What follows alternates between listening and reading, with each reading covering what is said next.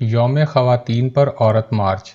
احتجاج کے لیے موم بتیاں روشن کر کے مہذب کہلانے والی مغربی تہذیب کی نمائندہ ماڈرن سول سوسائٹی میں آزادی نسواں کی تحریک تو گزشتہ کئی سالوں سے چلی آ رہی ہے، لیکن اس میں عورت مارچ کے نام سے غلاظت کا آغاز 2018 میں عالمی یوم خواتین کے موقع پر کراچی میں ہوا تھا۔ اس مارچ کو منعقد کرنے والوں نے نہایت مختصر عرصے میں اس خدشے کو درست ثابت کر دیا کہ در حقیقت یہ مارچ خواتین کو عزت و تکریم دلوانے کی کسی تحریک کا حصہ نہیں، بلکہ مشرق کے خاندانی نظام اور غلیظ مغربی تصورات کے درمیان کھلم کھلا تصادم کا نقطہ آغاز تھا۔ وہ تصورات جن کی خواہش کا اظہار اس سے پہلے صرف بند کمروں اور محدود حلقوں میں کیا جاتا تھا۔ اس مارچ کو منعقد کرنے کا سہرا اس طبقے کے سر ہے جس نے ایک مدت پہلے غربت، بھوک اور تنگ دستی کے خوف سے اپنے خاندانوں کو مغرب کے معاشی اور تعلیمی نظام کے ہاتھوں گروی رکھ دیا تھا۔ ان کی اولادیں وہیں پیدا ہوئیں، پلیں بڑھیں اور جب مغرب کا رنگ پوری طرح ان پر غالب آ گیا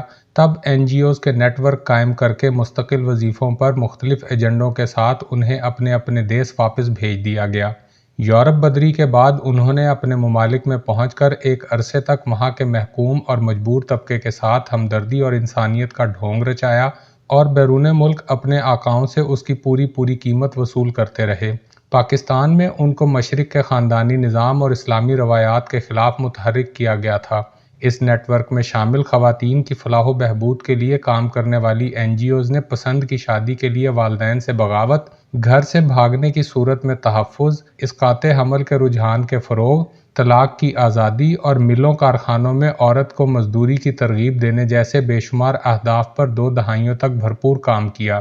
آج سے 3 سال قبل جب عورت مارچ کا آغاز ہوا تو یہ وہ عرصہ تھا جب پاکستان کی سالمیت کے خلاف کام کرنے کے شواہد ملنے پر ان میں سے بیشتر پر پابندی عائد کر دی گئی تھی، اور اب ان کی پیدا کردہ سول سوسائٹی مصروفیت کے لیے کوئی نیا شغل تلاش کر رہی تھی۔ جس طرح بریانی کی ایک پلیٹ اور چند سو روپوں کی لالچ میں سیاسی جماعتیں اپنے جلوسوں کے لیے لوگوں کو اکٹھا کرتی ہیں، اسی طرح اپنے پروگراموں میں ہجوم بڑھانے کے لیے لنڈے کے کپڑوں اور برگر بوتل کا لالچ دے کر NGOs نے ایک نام نہاد سول سوسائٹی کو تخلیق کیا تھا۔ یہ سول سوسائٹی NGOs کے ہر اس مطالبے کی حمایت میں سڑکوں کی دھول چاٹتی جس کی ساخت مشرقی معاشرے اور اسلامی روایات سے تضاد رکھتی ہو۔ اس گروہ میں شامل بیشتر خواتین اپنے مالکان کی نسبت زیادہ احساس کمتری کا شکار ہیں۔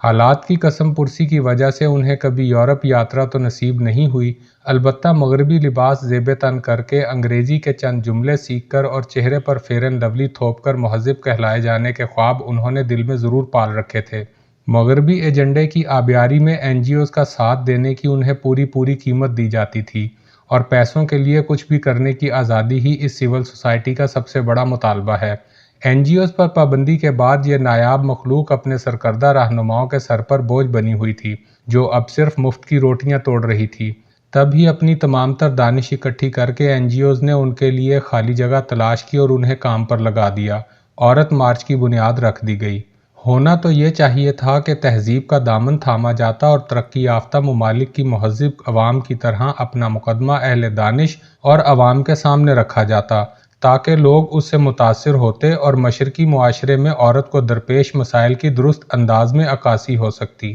لیکن ان کی جہالت نے عورت کو خود مختاری دلوانے کے پیچھے ان کا مکروہ چہرہ اور عزائم خود ہی بے نقاب کر دیے۔ اب حال یہ ہے کہ شرفا خواتین کے حقوق کے لیے ان کا ساتھ دینے کی بجائے اپنی خواتین کو ان کے سائے سے محفوظ رکھنے کے لیے فکر مند ہیں۔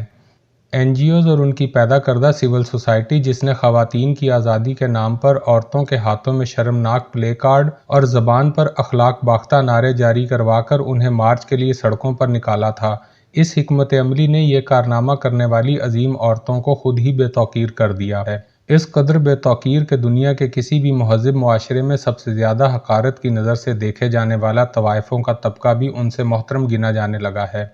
ایک جسم فروش طوائف جو محض مجبوری کے ساتھ اس پیشے سے منسلک ہوتی ہے، وہ عورت کے درد کو ان سے بہتر انداز میں محسوس کرتی ہے۔ وہ اس بات کا مکمل ادراک رکھتی ہے کہ ہمارے معاشرے میں ایک عورت کو ماں، بہن، بیٹی، بہو یا بیوی کے روپ میں جو عزت ملتی ہے، وہ چند پیسوں یا نوکری میں معمولی ترقی یا مراعات حاصل کرنے کے لیے اپنا جسم پیش کرنے والی عورت کے نصیب میں نہیں ہے۔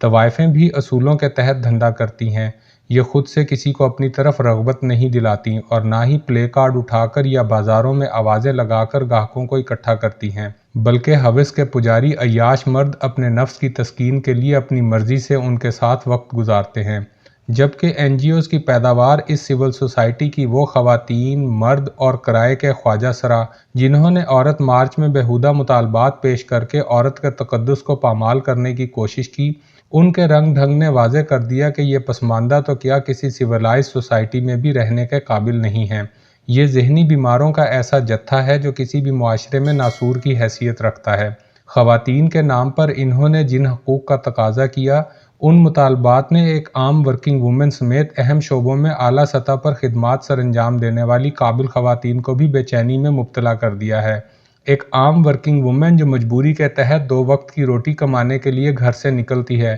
شام کو واپس آ کر اپنے خاوند اور بچوں کے ساتھ آرام سے زندگی گزارتی ہے۔ اس کا ایک خاندان ہوتا ہے جو ہر طرح کے دکھ، تکلیف، پریشانی، خوشی اور غم میں اس کے ساتھ شریک ہوتا ہے۔ وہ مغربی معاشرے کے سرمایہ دارانہ نظام زندگی کی قباحتوں سے اچھی طرح واقف ہوتی ہے۔ اسے مغربی معاشرے میں اولاد کی احساس محرومی، ذلت آمیز جوانی اور عبرتناک بڑھاپے سے خوف آتا ہے۔ وہ ملازمت کے لیے گھر سے باہر تو نکل آتی ہے، لیکن اس طرز زندگی کو اختیار کرنے کا تصور بھی نہیں کر سکتی جس میں عورت کو محض ایک پروڈکٹ سمجھا جاتا ہے۔ اس کے احساسات اور تصورات اپنے لیے نہیں بلکہ اپنے بچوں اور خاندان کے لیے وقف ہوتے ہیں، اور یہی ایک عورت کا خاصہ ہوتا ہے۔ ایک عورت شرم و حیا، پاکیزگی اور اپنی نازک مزاجی کی وجہ سے ہی عورت گنی جاتی ہے، لیکن گزشتہ 3 سال کے عرصے میں عورت مارچ کے بیچ سے جن جھاڑیوں نے سر نکالا ہے، وہ عورت کے نام پر ایک کلنک ہے جس سے مشرقی معاشرے کی ہاؤس وائف اور ورکنگ وومن دونوں کو کراہت ہوتی ہے۔